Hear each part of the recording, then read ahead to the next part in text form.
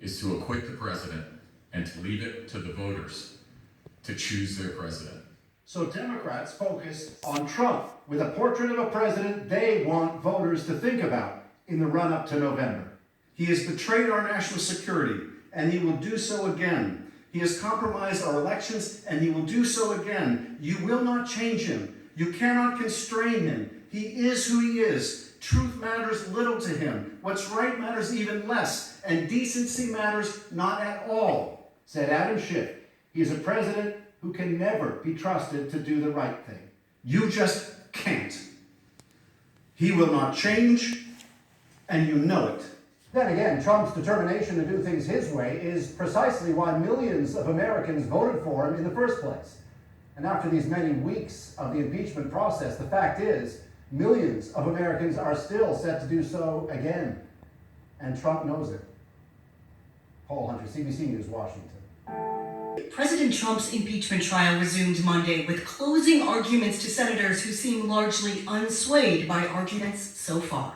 Even as President Trump has orchestrated this cover-up and obstructed Congress's impeachment inquiry, he remains unapologetic, unrestrained, and intent on continuing his sham to defraud our elections. This was the first totally partisan presidential impeachment in our nation's history, and it should be our last. In a Republican-controlled Senate, which opted not to call witnesses in the trial, Wednesday's vote is one in which the president will almost certainly be acquitted. As a result, President Trump says he will likely have a difficult time working with Democrats.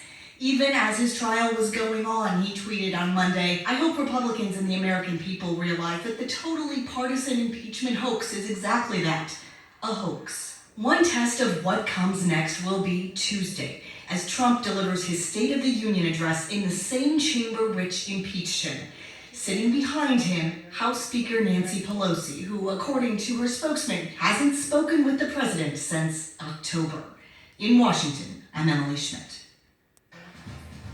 And now the impeachment trial of President Donald Trump. The trial is winding down nearly a month and a half after the House voted to impeach the president on charges of abuse of power and obstruction of Congress. CBS Sports' Skylar Henry is on Capitol Hill with more on today's closing arguments.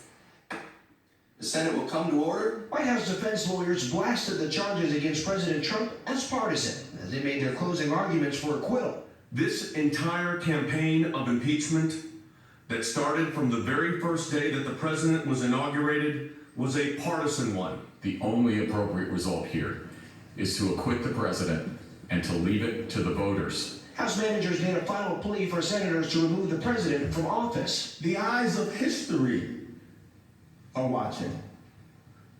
The Senate can still do the right thing. We must say enough.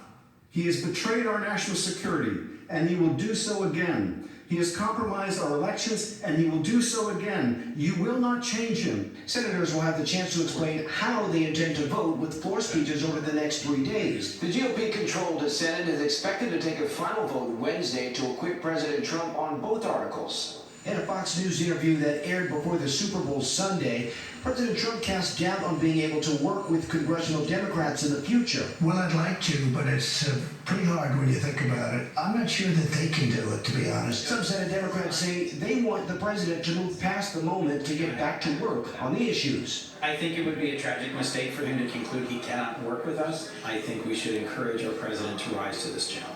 President Trump called the proceedings a, quote, totally partisan impeachment hoax on Twitter Monday.